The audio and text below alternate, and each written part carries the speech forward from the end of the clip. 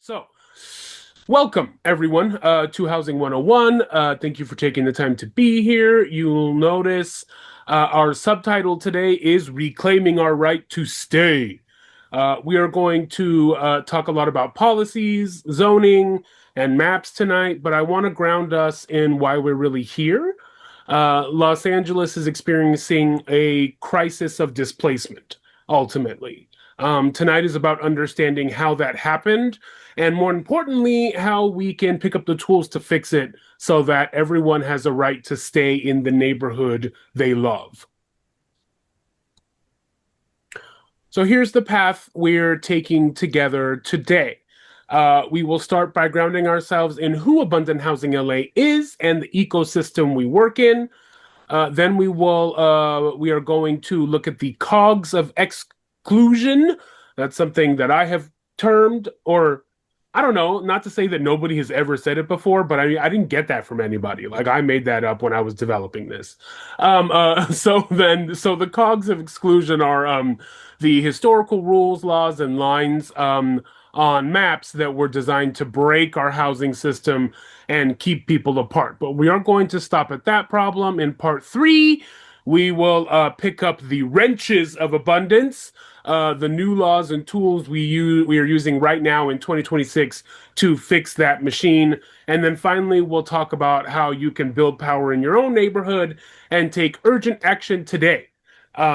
So we will dive in now. And I just want to say that, like, as I was developing this, I was thinking, like, the machine doesn't work.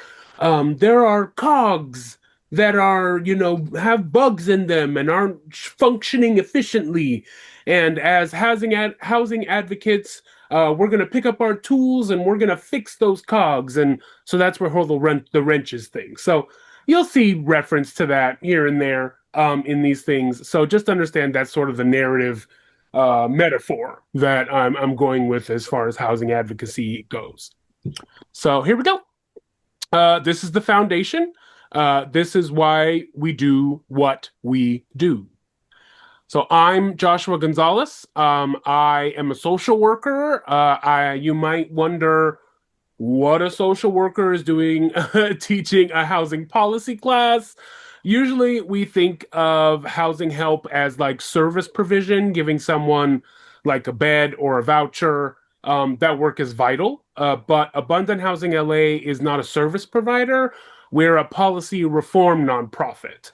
And so, as a social worker, I realized that we can't just treat the symptoms of the housing crisis. We have to treat the disease. And the disease is the rules themselves. We are here to change the rules. We are the rule changers. Tonight, I want to show you how those rules were built and how we can rewrite them. Yeah. Before we talk about how to fix Los Angeles, though, we have to acknowledge whose land we are standing on. LA is the traditional home of the Gabrielino and Tongva people, in addition to other named groups or tribes. In housing advocacy, we talk a lot about displacement, about people being priced out or pushed out of their neighborhoods. But we must recognize that displacement is an old tool. It has been used for centuries to control who gets to belong and who gets to build wealth. And so reclaiming our right to stay means we first have to honor those who were originally removed. This history is the foundation of the Cogs of Exclusion we are about to discuss. So, just a little bit more about AHLA, what we stand for. We're a grassroots nonprofit organization.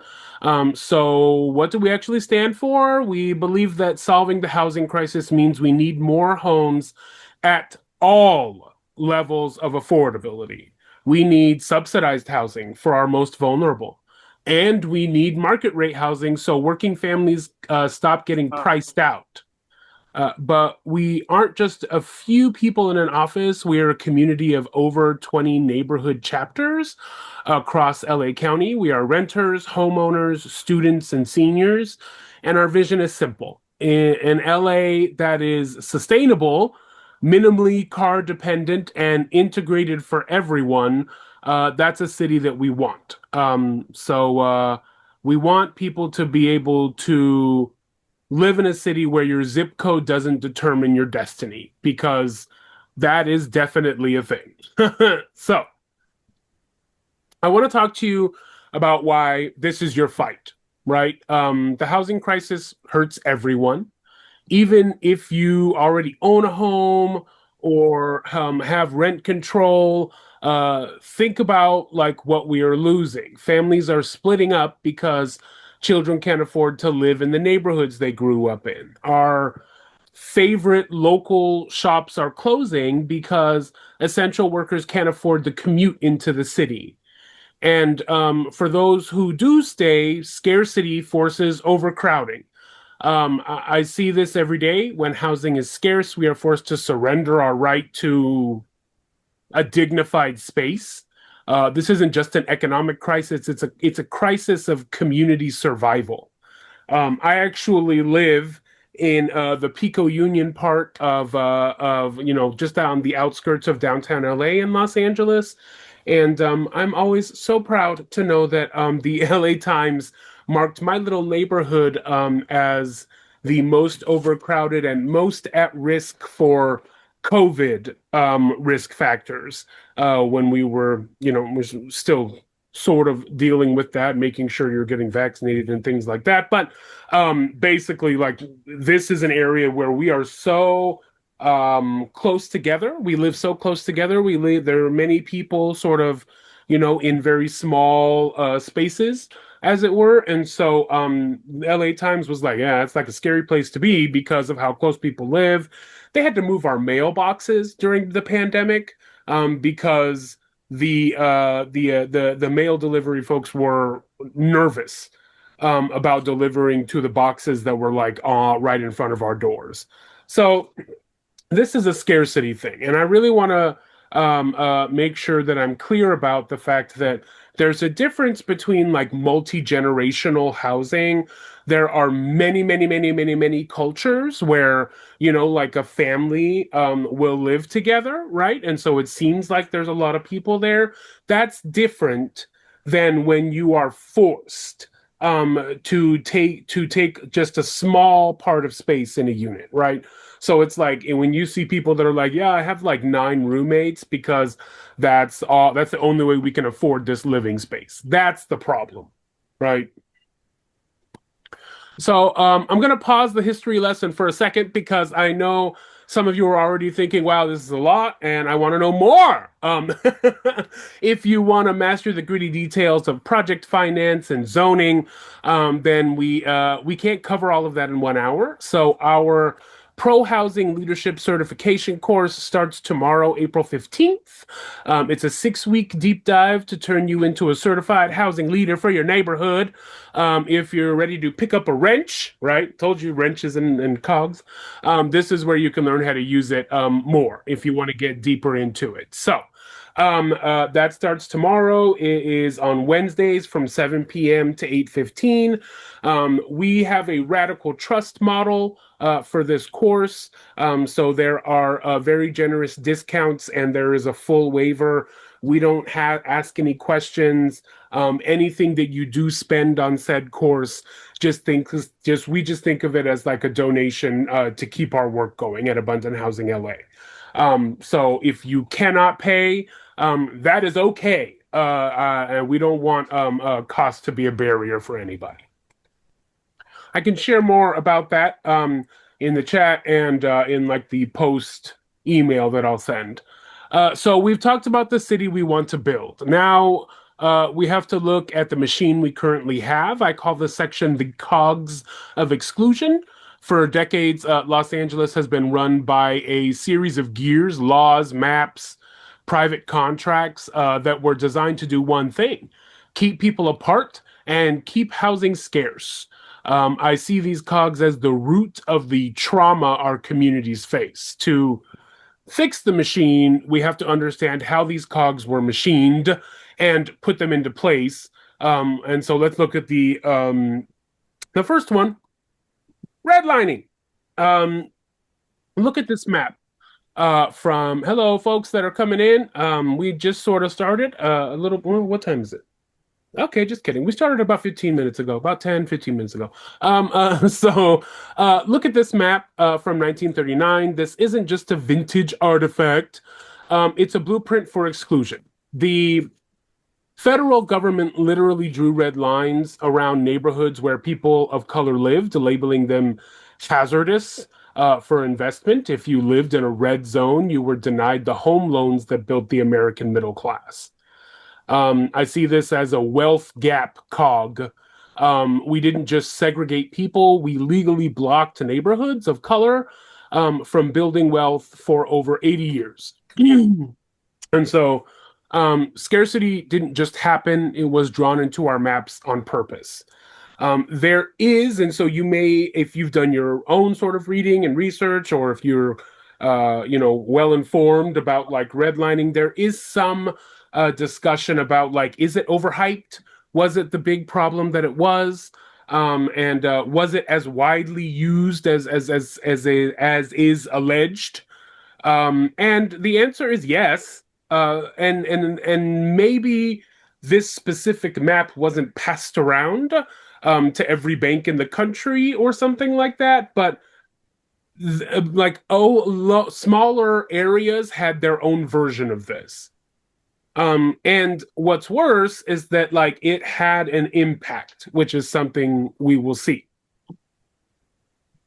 And so if redlining was how the government drew the lines, racial covenants were how private citizens enforced them. There were private contracts written into the deeds of houses, like the one you see here, that made it legally impossible for anyone not of the Caucasian race to buy or even occupy the home unless they were a servant. I see this as the locking cog. It didn't just segregate the city, it created a legal lock on our neighborhoods that lasted for decades, ensuring that wealth and safety were reserved for some, while others were permanently shut out. This wasn't just a suggestion, it was the law of the land. And so you can even see that the screenshot of the racial covenant that I have on the slide is from 1950. So, like, it's entirely possible that people are living in homes that have this on their deeds. This sort of thing is not enforceable anymore, but it was at the time, and it was something that really did sort of lock our neighborhoods into this sort of like this is who belongs to live here and this is who doesn't. In 1948, the Supreme Court finally said racial covenants were unconstitutional. You'd think that that would be the end of the story, but the machine just swapped one gear for another. City leaders shifted to single family or R1 zoning. They stopped using racist language and started using neutral language about neighborhood character and protecting property values. But the goal was the same. By making apartments and multifamily homes illegal in the best areas, they ensured that only those with significant wealth could live there. I see this as the invisible cog. It doesn't use the bad words of the past, but it produces the exact same result, a city that is legally designed to keep different people out. This cog is fun. This is the slide that changes how people see our city a lot. So there's a common myth that LA has a housing crisis because we simply ran out of room. But if you look at this graph, in 1960, Los Angeles was zoned to hold 10 million people. And by 1980, through a series of down zonings, we legally cut that capacity by 60%, down to about 4 million. We made the city legally smaller while the actual population was exploding. So when we talk about down zonings, we're talking about a legal eraser, essentially. Imagine a street where you could once build small apartment buildings for 10 families. Down zoning comes in and says, from now on, only one family can live here. And in Los Angeles, we did this on a massive scale. We erased the potential for millions of homes while people were still moving here to find work and start families. And so I see this as the pressure cooker cog. If you have 10 people, but only four legal spots to put them, the price for those four spots is going to skyrocket. This wasn't an accident. It was a series of votes at City Hall that chose scarcity over people. I'm going to go ahead and just check the chat, see what we got here. To keep housing white, you are correct. Hello, Shamika. How you doing? Hi, Amy. Hi, Lauren. Hi, Tammy, Leslie, Craig, Helen, Sandy, Susan. Hello. Oh, someone's note taker. Great. Love it. Okay, I just wanted to make sure I wasn't missing anything that was urgent. So, um, remember that 1939 redlining map we just saw a few slides ago? This is what it looks like today from space. This NASA thermal map shows that the exact same neighborhoods that were redlined 80 years ago are up to 20 degrees hotter than the green lined areas today. Because those neighborhoods were denied investment, they were denied trees and parks. I call this the climate cog. It's a double tax on the poor. They live in hotter areas and their electric bills spike by 1.6% for every single hot day. And so the cogs didn't just segregate our wealth, they segregated our climate. Wow. Did someone have a comment or something like that? Please feel free to speak up.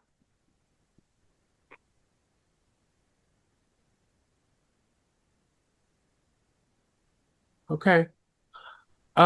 We often hear that LA is expensive just because it's a desirable place to live, but look at this chart.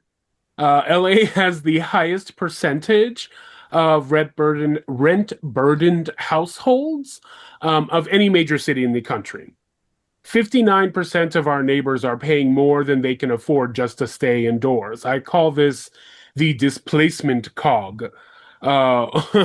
When we chose to make housing scarce through the policies we just discussed, we chose to make it a luxury. And so scarcity doesn't just mean high prices, it means people losing their homes. This is why we have people living in tents. It's the logical endpoint to a system designed to limit supply while demand stays high.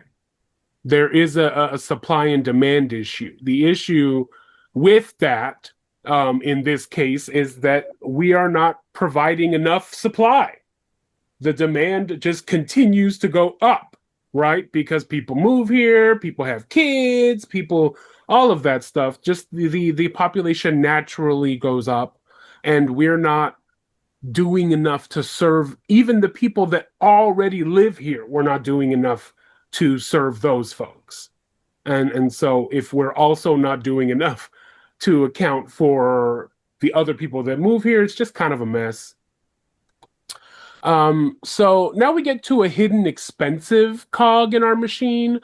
I don't wish to come off as anti-car. I realize as I get older and the more that I don't drive, because I don't drive, I never have. Not for any kind of, it didn't start as any kind of like, I'm not gonna have a car. It was mostly just like I didn't have money for one when I was younger. And I still had to work and get around, so I just got comfortable with transit. And also, one time I did crash my dad's car when he was asking me to pull it into the carport, and it cost a lot to get it fixed. I was like 14. It was a stick shift. I'd never driven before, but ooh, I do think that there's a little bit of trauma in there. So I'm just like, yo, I'm cool. I'll figure it out with public transit, and I'll advocate for that alongside housing. So this hidden expensive cog in our machine is the parking mandate in LA. We don't just have laws about where people live, we have laws about where cars live. An underground parking spot in Los Angeles now costs about $73,000 to build.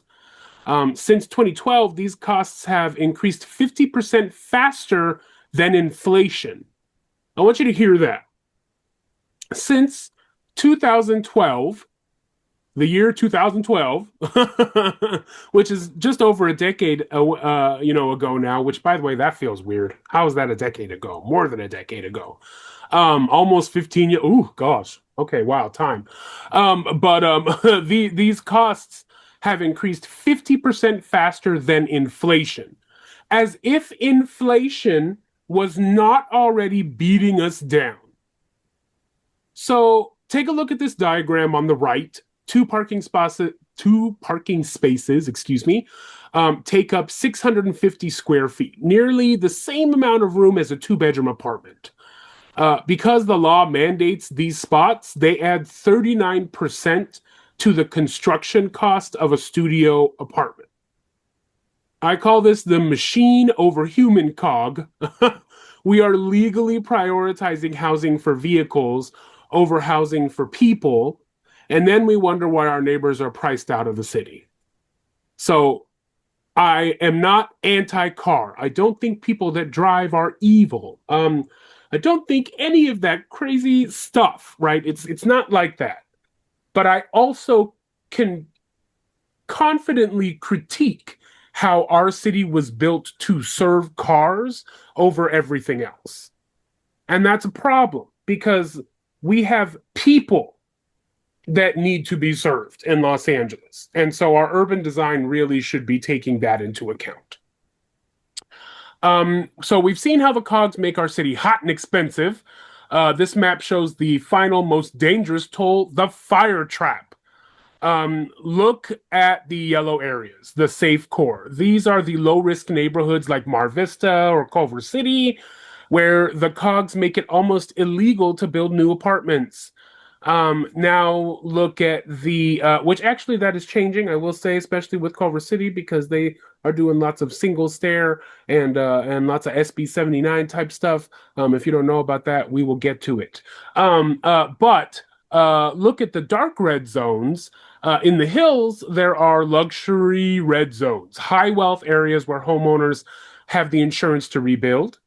But because they've locked the safe yellow zones, we create the trap. We force new affordable sprawl out to the other red zones on the county edges, like Santa Clarita or the Antelope Valley. I see this as a hoarding of safety cog, right? Or a cost. We are designing a city where safety is a luxury and risk is the only thing that's affordable. And I think that something that really proves that, I mean, is that we had a terrible situation that was not handled well last year with fires, with wildfires. And look, I'm not going to say that all of that is strictly because of where they were and where and things like that. There's actually a lot of research and deeper stuff that goes into what caused those fires, and we're not going to talk about that today. But the reality of it is that we don't build up, we build out. And that means that we are getting into territory that is for wildlife, that is for nature, that is for animals and things like that. And we do have an effect on those things. And so I think that if nothing else, it's really important for us to just be aware that that sort of thing is happening. And hopefully we're in positions to be able to make decisions or changes, that helps that sort of thing. So we just spent a lot of time looking at a machine that was designed to fail us. It is heavy work to look at that history, but as like I'm a social worker, as advocates, as community members, we don't just identify problems, or at least that's not where we should stop. We should work on solving them. So we're moving into part 3, the wrenches of abundance. These are the legislative tools and policy changes we are using in 2026 to take that old machine apart and build something that actually works for everyone, at least we hope. So let's look at the first tool. Our first wrench is choice. For 80 years, our rules have told us we only have two choices: a multi-million dollar house or a high-rise apartment. But look at this diagram of the missing middle. This is the housing that used to make LA beautiful and affordable. It was bungalow courts, duplexes, triplexes, live work lofts. True affordability isn't just about a lower price, it's about having the choice to live in a home that fits your life stage. Currently, the Cogs make these types of community center homes illegal in most of our city. And reclaiming our right to stay means making these choices legal again, right? And so I think that what we see here and what we want is that there's sort of a problem with what is available, right? There is like really small stuff available that's still way overpriced. And then there's really huge stuff that's available that's obviously overpriced. And we want the stuff that's like in the middle. You know what I mean? Like we want stuff that's in the middle. That's what we're missing right now. That's why so many of us, you may have this experience or not, but so many of us like are sort of trapped in our current apartments because trying to move elsewhere in Los Angeles is kind of not happening, and unless you make a lot of money, right? Like so, a lot of us are trapped. There's no residential mobility, upward mobility, right? We're not providing enough supply for people to be able to do that. And so with the sort of limited availability of housing units or spaces, the people that make the most money can take those things up, and then the rest of us that are trying to move upward, we don't have anywhere to move upward to. And so that's the issue. We want to see not only more housing, but more types of housing, more levels of affordability, types of affordability. These are the things that we would like to see. Our first major wrench is SB 79, the Transit Housing Act. Think of this as the tool that aligns our housing with our infrastructure. For too long, we've built billion-dollar train stations and then surrounded them with the cogs of restrictive zoning. SB 79 changes that. It identifies transit-oriented development zones around or our highest capacity stops and sets a new floor for what can be built there. So it stops us from wasting land near transit and gives agencies the flexibility to turn parking lots into communities. I see this as the access wrench. It's how we ensure that our neighbors don't need a $73,000 parking spot just to exist in the city. I want you to look at these stops and think about your own daily life. SB 79 isn't just about trains, it's about time. When we build housing at these hubs, we give our neighbors alternative commute options. Imagine being an essential worker, a teacher, a nurse, or a shop clerk who currently has to commute from the fire trap edges of the county just to get to work in the city. This wrench allows us to build homes right here, near these stops, in the safe core. It gives people the chance for a much shorter commute, or in some cases, no commute at all, because they can finally afford to live in the same neighborhood where they work. I see this as the dignity of time wrench. We are fighting for an LA where your life isn't spent behind a steering wheel, but in your community. I think that's the preferred thing.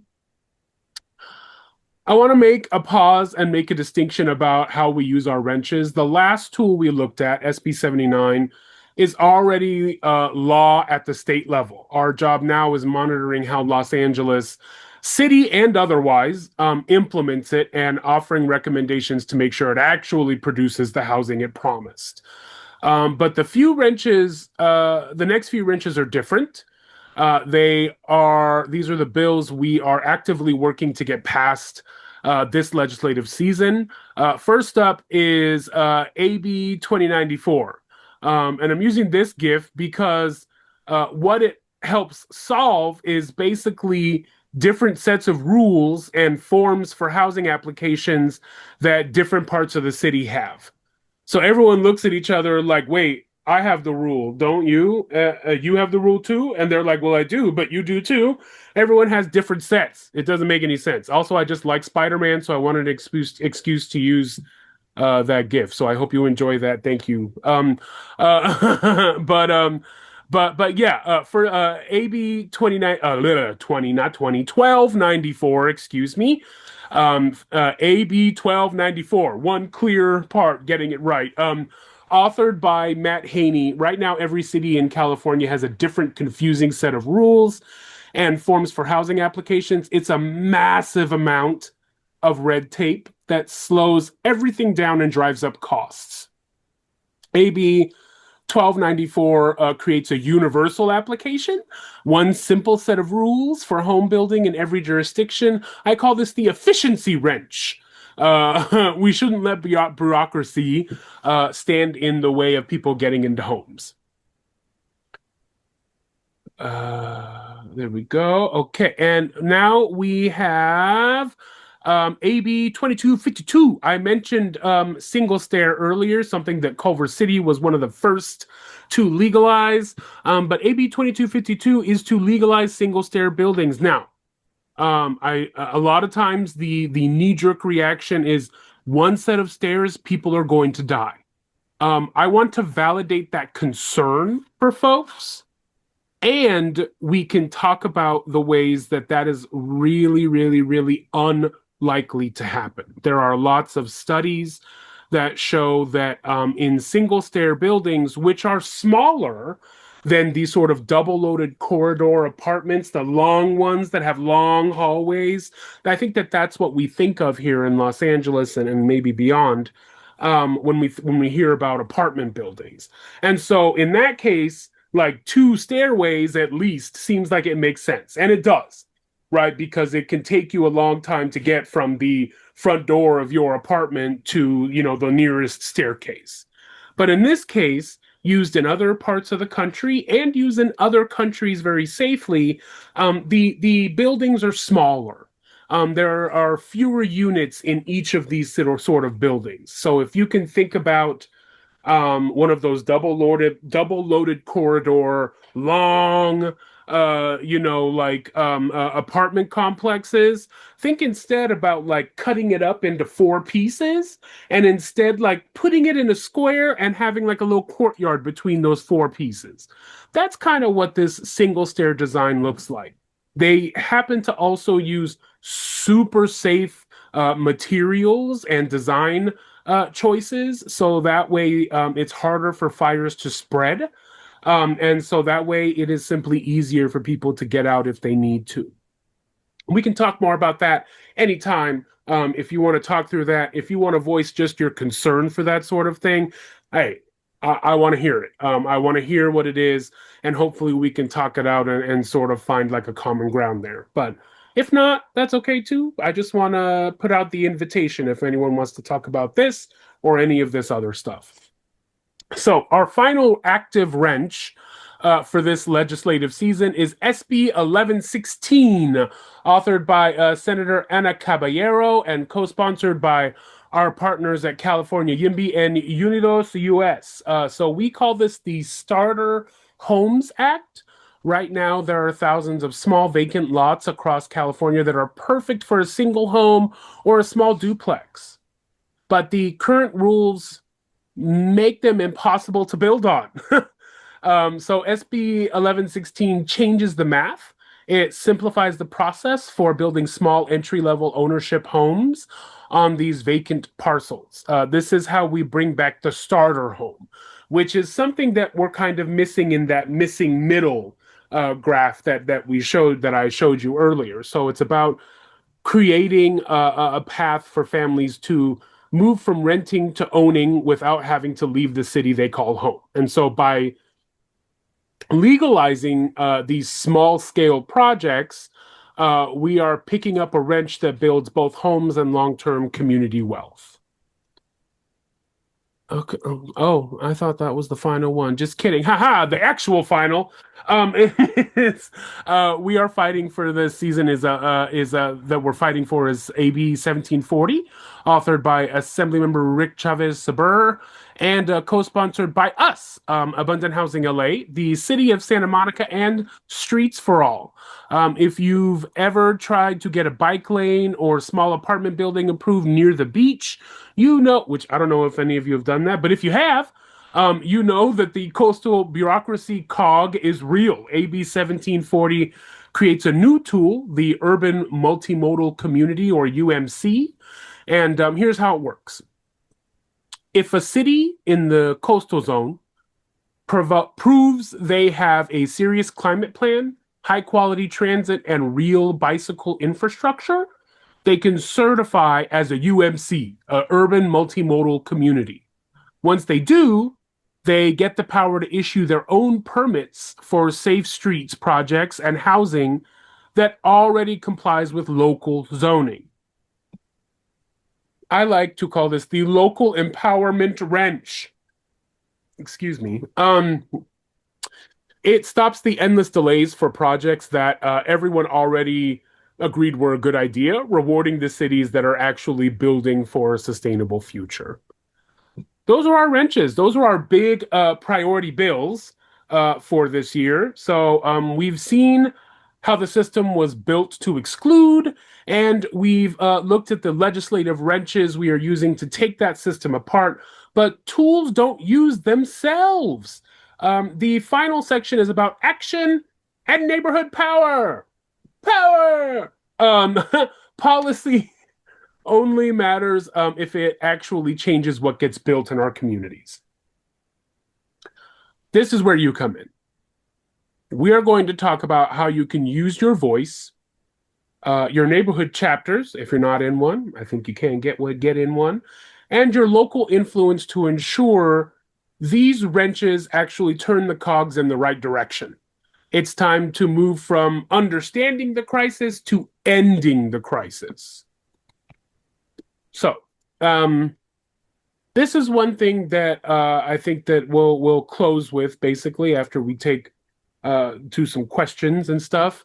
But this is the fuel wrench in 2022, and I want to tell this story because it also tells the story of how sometimes we can mess up or be wrong in some way, not anticipate something that was the result of something we supported.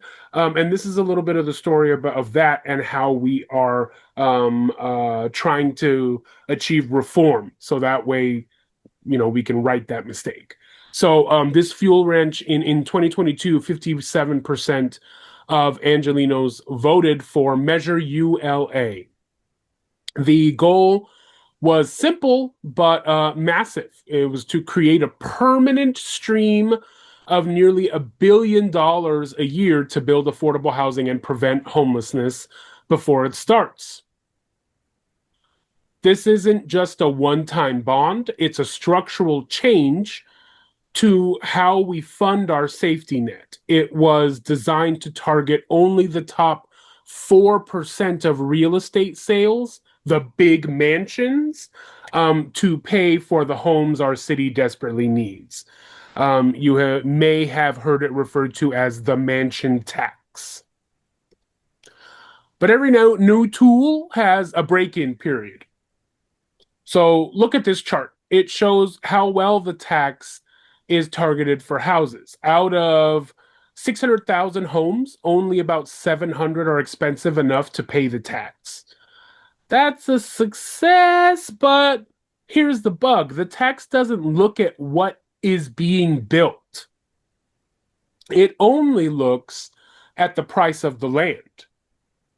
Because land in LA is so expensive, a lot meant a lot, like a parcel, a lot of land, meant for a 50-unit apartment building often costs more than $5 million. That means we are accidentally taxing apartment buildings at the same rate as luxury mansions. This has led to an 18% drop in new apartment projects. essentially we're losing the very units the tax was meant to fund. So if you hear any kind of bad business about AHLA supporting Measure ULA, look, it was it ended up having a negative outcome that we just didn't see coming. And there were many other very influential organizations that handle things around housing that also supported it. We all thought it was a great idea. We just, I guess didn't look hard enough. Um, so we aren't here to repeal the progress we made, though. We're here to mend it, don't end it. I like that. Mend it, don't end it. We need to protect the funding, but we have to fix the formula. Our priority is clear: exempt new multifamily homes so we can get the cranes back in the sky. There is an ad hoc committee at City Hall, excuse me, City Hall, deciding the future of this tax right now. This is a live fight. I need you to mark your calendars. This Friday, April 17th, we're going to City Hall to tell our leaders to stop taxing apartments and start building them. This is how we use our neighborhood power to make sure our wrenches actually work. I know that not everyone can take a Friday morning off to stand at a podium at City Hall, but that doesn't mean your voice doesn't count. This is how we turn clicks into power. Clicks like, clicks with a mouse, stuff like that. We've built a digital advocacy platform that allows you to send automated, personalized letters directly to the city council, the board of supervisors, the planning commissions, when a housing project is up for a vote or when we need to push for the ULA reforms we just discussed, we send out an alert. It takes 30 seconds usually to tell your leaders to vote yes on housing in a system that has been designed for decades to hear only the no voices. These digital letters are how we flood the zones with yes, right? Because the reality of it is that a lot of our world, our structure, our society, is not made for people for everyone, right? Only for the people that have the privilege to be available for such. It doesn't do so well at making space for community input, for people to be able to learn about what is happening around them and understand it, and actually go in and be able to be like, hey, I think yes, or even I think no about this. I think that politics and the ways that these things are decided are intentionally excluding people, and that's not okay. So housing advocacy might happen in Sacramento or at City Hall, but it is fundamentally local. I want you to meet people actually doing this work. And so these are the first of our list of some of our chapters across Los Angeles, whether it's West Side for Everyone, South LA Solid, or San Fernando Valley for All. These groups are made up of neighbors just like you. They are the ones who know which vacant lot on their corner could be a duplex, and they are the ones who show up to make sure it happens. So look at this photo on the right. This isn't a stuffy boardroom. These are people who enjoy each other's company and are building a better city together. If you live in any of these areas, these are your people. This is where the wrenches meet the pavement, so to speak. And here is the rest of our growing family. We have chapters serving Mid-City. We have a UCLA chapter. We have an Inland Region chapter. We have local teams like Everybody's Long Beach, Glendale YIMBY, and Abundant Housing Pasadena. We even have a new group, the Alhambra Urbanists, that are in the process of joining us. From Building WeHo and Monrovia to Whittier, these chapters are where the wrenches meet the pavement. We also have an affinity chapter called Urban Environmentalists LA for those who want to focus specifically on the link between housing and our climate goals. So each of these groups is led by neighbors who know their streets best. If you don't see your specific neighborhood here, it's not because we don't want to be there. It's because we haven't met you yet. So come talk to us after this, after the presentation. Send me an email. If you're ready to bring the wrenches of abundance to your own, what is this? Opera can share. Uh, how about after we finish this, okay? Someone just asked if they tried to request to share something. So after we finish this, um, but yes, we're happy to help you join a chapter or even start a chapter if you feel like you have the capacity for that. So we covered a lot of ground today. We're about 10 minutes out from the end of this. We've seen the history that broke our city, and we've looked at the legislative tools we're using to rebuild it, but tools don't turn themselves. We are entering our final section, urgent actions and closing. If you leave here today with nothing else, I want you to leave with the understanding that the housing crisis is not a force of nature. It is a choice a royal we, not like you and I, but like, we as a people, like, and that doesn't necessarily include or exclude, any individual one of us. But is the choice that we made in the past and in the past. So today we're going to choose differently. I'm going to give you three specific urgent things you can do before you go to bed tonight to help us turn these wrenches and unlock the city we all deserve. Let's get to work. So first, the quick fix. Take out your phones and go to that every action link. It takes 60 seconds to tell the city council to mend ULA by fixing that apartment tax bug. We need them to see a flood of support for the reform, prefer before Friday, if preferably. Let me copy that, and I'm going to put that in the chat.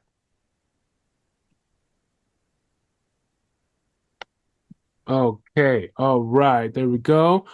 Second, the big move, we have what's called a lobby day. It's an annual thing where we go to Sacramento and we talk to our legislators. And so that's something we are doing in May. There is nothing more powerful than a legislator looking into the eyes of a constituent who is demanding housing abundance.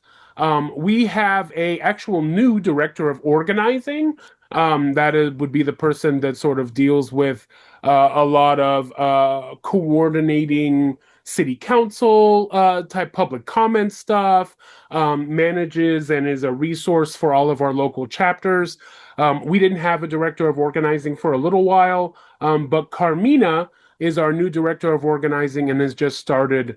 And so I would recommend emailing Carmina if you're interested in going to Lobby Day. I can put their email address in the chat as well. Finally, the deep dive. If you want to become an expert in the cogs and wrenches, as I called them, we talked about today. Our leadership certification course starts tomorrow. I mentioned that before. This is for the people who want to lead their own chapters and master the policy. Email me tonight and I can get you the link to join us tomorrow, or I can get that link to you in the morning. I know a couple of people are waiting for a response from me via email. I will take care of that tonight, and yeah, that will be great. So the machine only changes when we change it. Which tool are you picking tonight? So I want to leave with this final thought. For the last hour, we looked at the maps, the bills, the cogs, all that stuff. It can feel like the way Los Angeles is built is just the way it is. But we know better now. LA didn't happen by accident.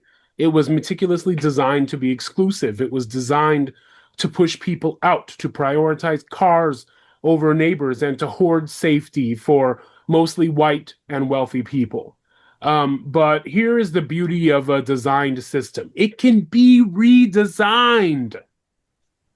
Every wrench we talked about today, every letter you send, every chapter meeting you attend is a part of that redesign. We are building a city where your ability to stay doesn't depend on how much wealth you have, but on the fact that this is your home. It's time to pick up our tools and reclaim the right to stay. So let's build an inclusive Los Angeles together, folks. Thank you so much for being here tonight. And I would like to open it up for questions. I see a couple of people have raised hands. Sandy, go for it.